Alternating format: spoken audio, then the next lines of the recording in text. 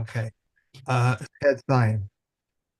If his brother left money, land should be brought with it. And if he enjoys the usufruct thereof, if he left produce detached from the ground, land should be bought with it, and he enjoys the usufruct thereof. If he left produce that is attached to the ground, said Bemea, they appraise them and determine how much they are worth and produce and how much they are worth without produce. With the difference, land should be bought, and he enjoys the usufruct thereof. The sages, however, say produce attached to the ground is his, detached from the ground, whoever comes first gains possession of them. If he comes first, he gains possession. If she comes first, land should be bought with it, and he enjoys the usufruct thereof. If he uh, married her, she is considered his wife in all respects except that her ketubah is a lien on her first husband's property.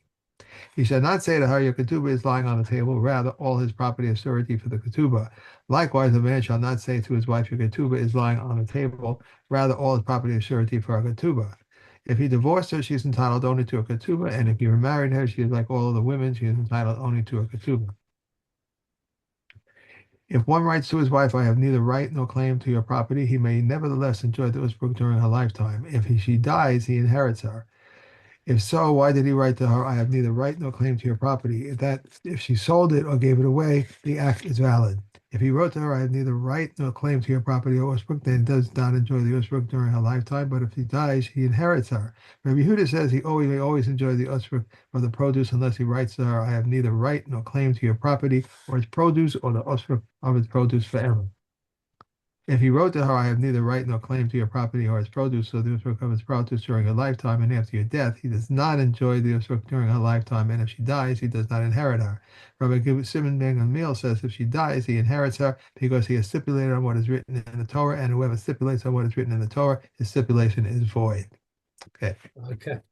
Mm.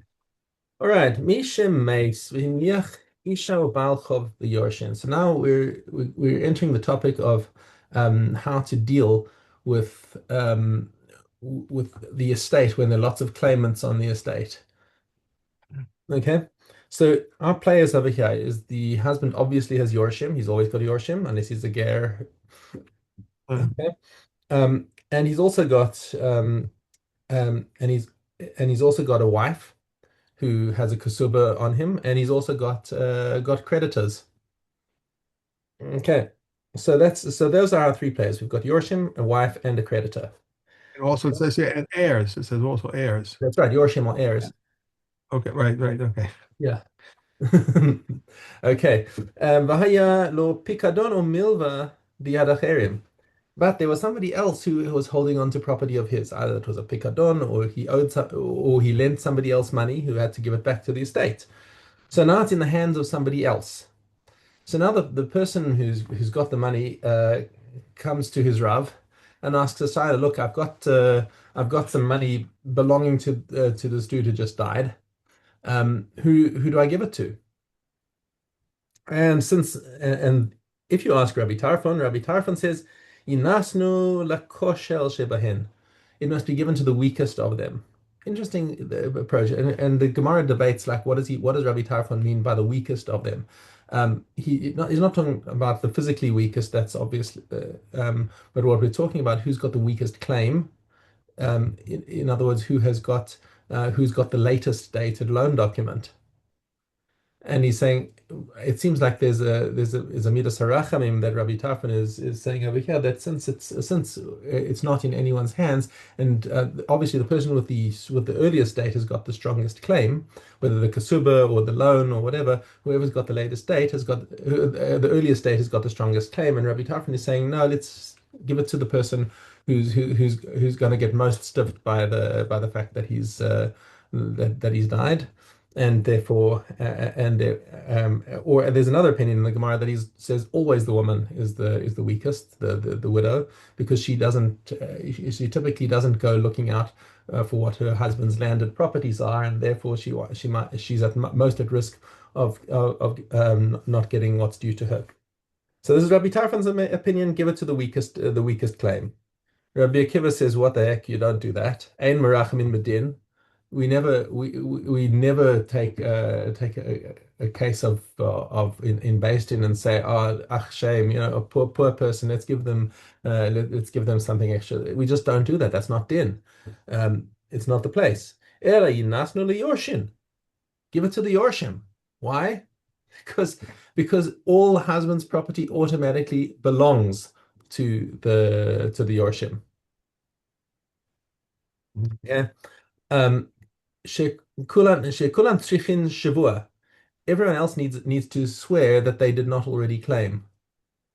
When they come and claim from the husband's estate, they're going to need to take a shvua to say, yeah, we've got this loan document and he never paid us back. And they take a shvua and then they can claim.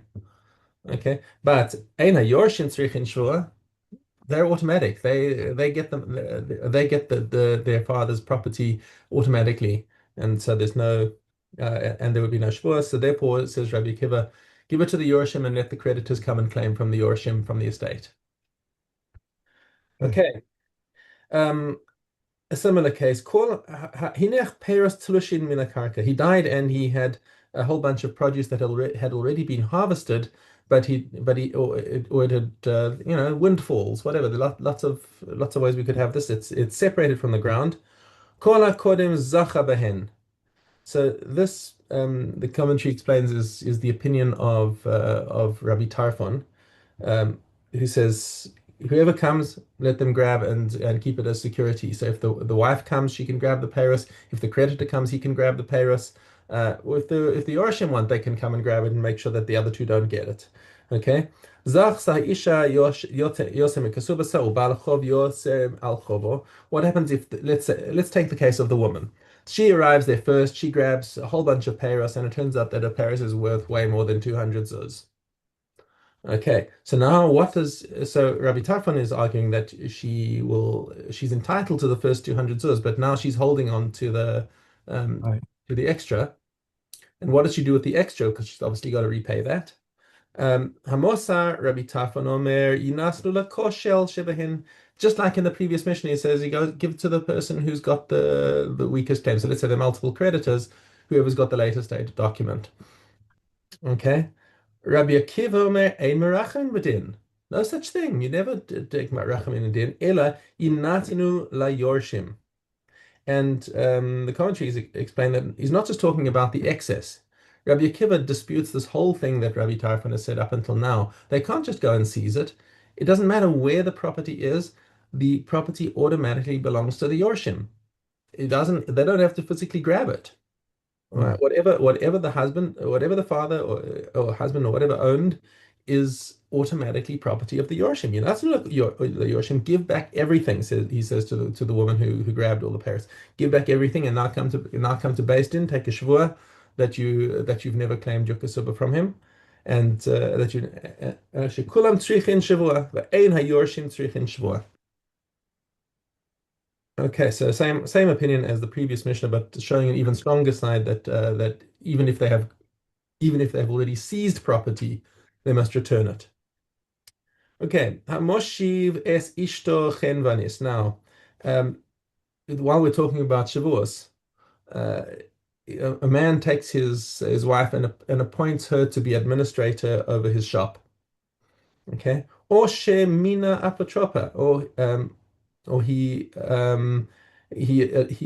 appointed her a administrator. What's the difference between she's one is ken, one is she's running his shop.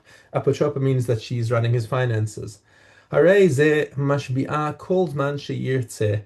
He can take her anytime that he has any kind of suspicion that she might be not acting in good faith. He can make her take a shavua to say that she's been doing that she hasn't taken anything that belongs to him. Not saying this is a good practice for a marriage, but nonetheless, if he feels like she's been embezzling stuff on the side, then he can force her to take a shvua anytime that he wants to. Rabbi Eliezer Omer afilu al pilka al isasa. He said Rabbi Eliezer says not just in these cases, says even on what she's weaving and what she's baking, he can make her take a shvua on excuse me on whether she's performing her marital duties that she's supposed to provide in good faith. Okay, but the halacha does not follow Rabbi Eliezer in this case, says Kati. Yeah. Okay, back to Kesubos. Vav Gimel.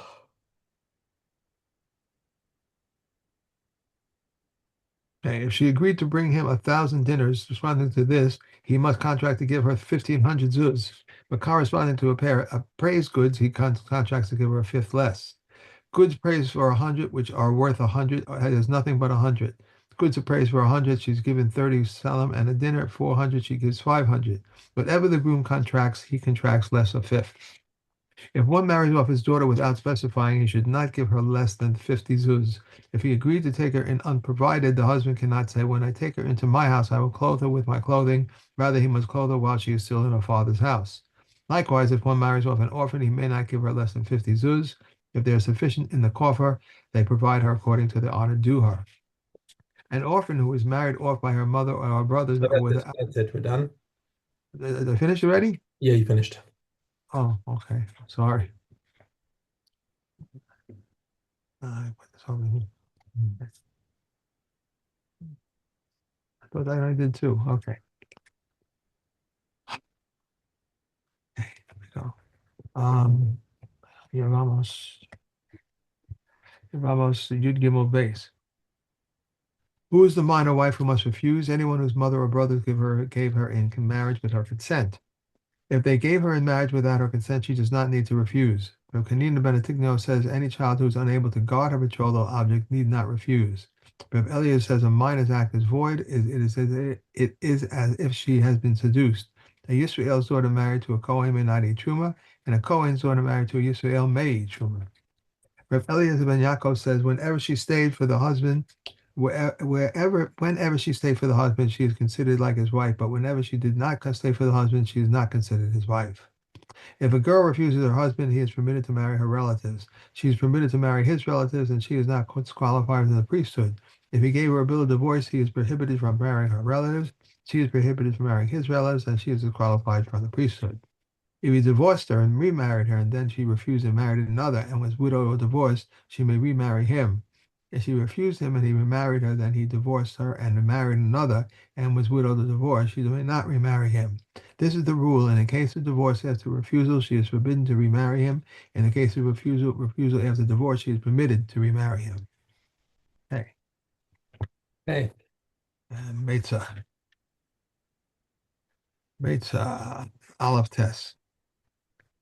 Beit Shammai say we may not send presents on Yom Tov with the exception of ready portions, but Beit Hillel says we may send domesticated animals, beasts or fowl, whether alive or slaughtered. We may send wine, oils, flowers, fine flowers, and pulse, but not grain. But Rebbe Shimon permits grain to be sent. We may send garments whether sewn up or not sewn up, even if they contain a mixture of wool and linen, because they enhance the enjoyment of Yom Tov. But we may not send a sandal with spikes nor an unsewn shoe. Rabbi Yehuda says not even a white shoe may be sent because it requires a craftsman. This is the rule. Whatever can be used must be sent on Yom Tov. Hold on. I've totally lost where you are. Where did you start? Um,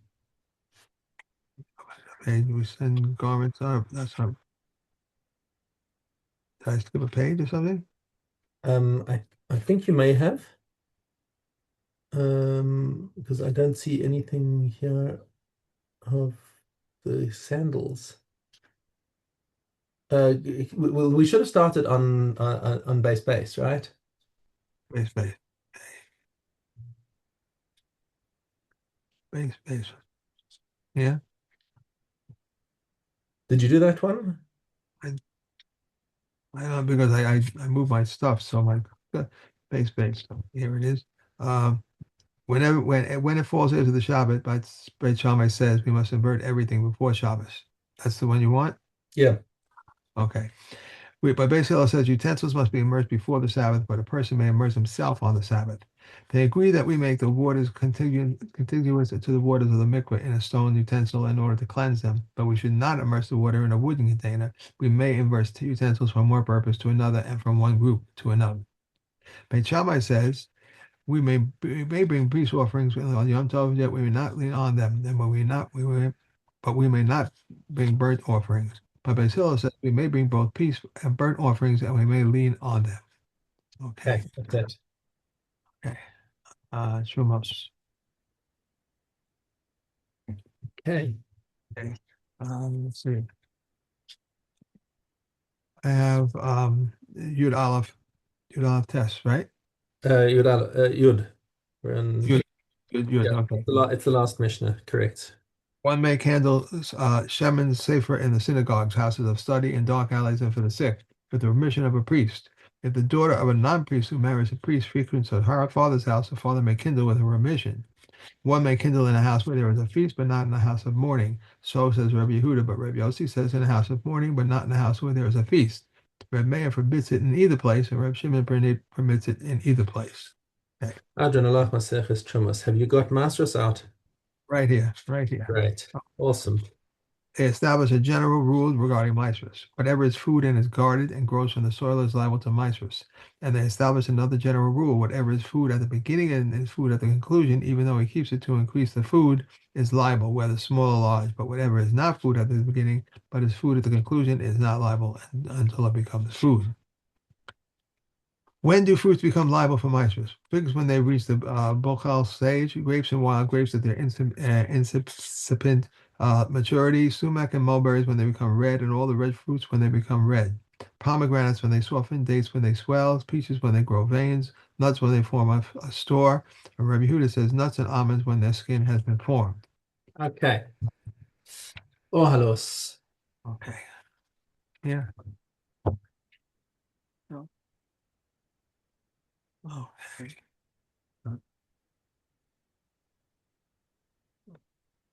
Okay, should be okay. Yudalad Gimel, Mm-hmm. correct? Right? A Yep. rod that is on top of a doorway, even if it's 100 cubits high, spreads tuma, no matter how narrow it is. These are the words of Rabbi Yeshua. Rabbi Yochanan ben Nuri says, do not treat this any stricter than a ledge. A ziz-type ledge encircles the entire house and overlaps 3 finger breadths of the doorway. If tumor is inside the house, utensils underneath the ledge become tame. If tumor is underneath the ledge, Rabbi Eliezer rules his house tame, and Rabbi Yeshua rules the house tahor. The same applies to a courtyard surrounding it by an awning. There are 2 ledges, one above the other, and each a handbreadth wide, and there is a cube handbreadth between them. If there is 2 underneath it, whatever is underneath them becomes tame. If there is 2 between them, whatever is between them becomes tame.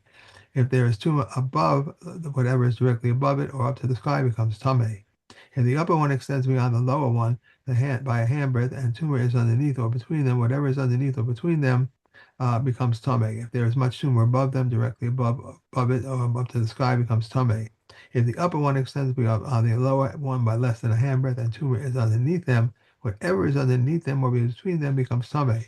If there is tumor between them or underneath the extension, Rabbi Eliezer says whatever is underneath them or between them becomes tame. Rabbi Yeshua says whatever is between them and whatever is underneath the extension becomes tame, but whatever is underneath the ledge themselves remain tahor. Okay. And about the Zora. Right.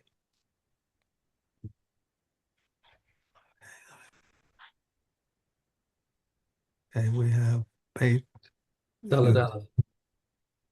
Dalad Dalad. Dalad Aleph. Oh, Dalad Aleph. Okay, sorry. Okay. Dalad, right.